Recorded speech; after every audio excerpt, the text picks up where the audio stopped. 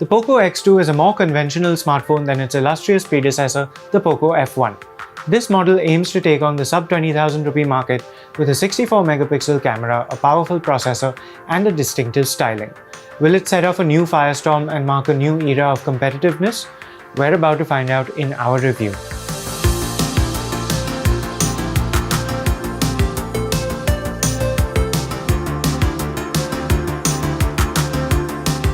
Before we go ahead, please do subscribe to our channel and hit the bell icon so you're notified whenever we post a new video.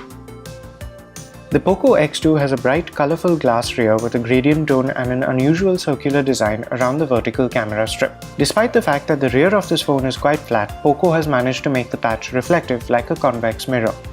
Poco says it has used Gorilla Glass 5 for the front as well as the rear of the X2. With a 6.67-inch screen, this is undoubtedly a large phone. The tall aspect ratio helps with reachability and the non-slippery rear makes for a decent grip.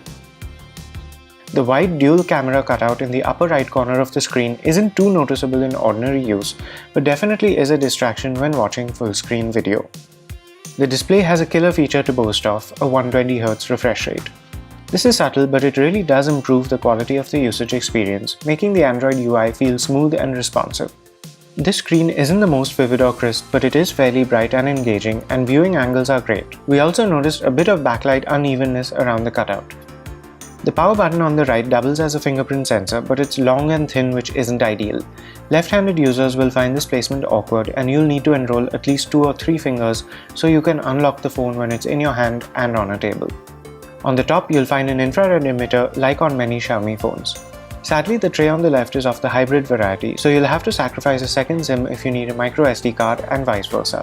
There's a 3.5mm audio socket, USB Type-C port, and a single speaker on the bottom. The speaker is very loud and the sound is impressively deep and rich. Poco's software UI is based on Android 10 and we have the December 2019 security update, which is good to see.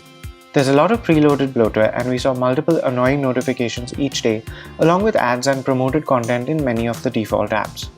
There are plenty of UI customization options. Not only is there now an app drawer, but it also has tabs that filter various categories of apps for easy access. You can get the Poco X2 in 3 variants and you can see the specs and the price on screen right now.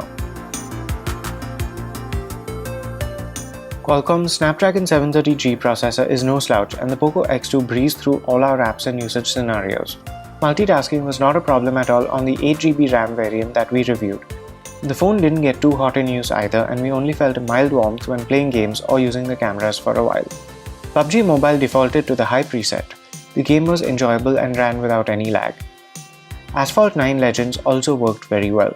We found the Poco X2's battery life to be decent and we didn't feel any anxiety about getting through a full day with regular usage. Our HD video loop test ran for 13 hours and 43 minutes, which is not a great result but might be influenced by how large the screen is. The Poco X2 has 4 rear cameras and you can see the specs on screen now.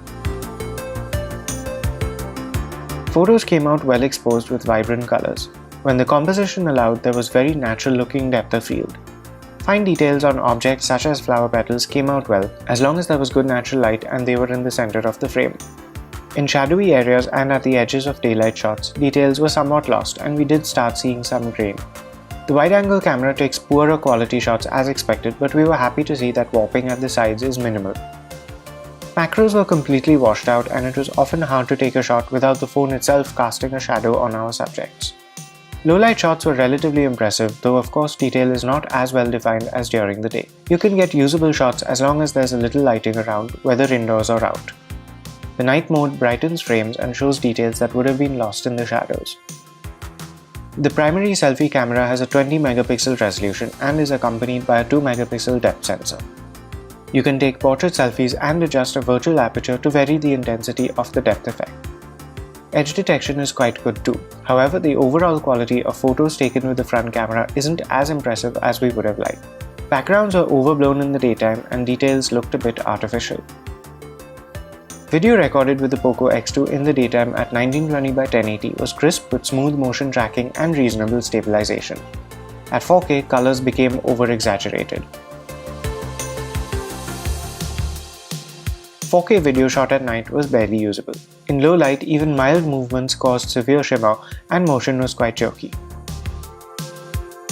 While the Poco X2 doesn't have quite the impact that the Poco F1 did, it still does everything it needs to, and pricing is its main advantage. We do, however, wish that the UI didn't have bloatware and nagging ads, and frankly, the rear of the Poco X2 is a little too garish for our taste. The Realme X2 and the Redmi K20 have dominated this market segment of late, but the new Poco X2 raises the bar. If cost is your main motivator, this is the new most obvious choice to buy. That's it for our review of the Poco X2, and don't forget to visit us at gadgets360.com for more reviews and videos like this. Thanks for watching.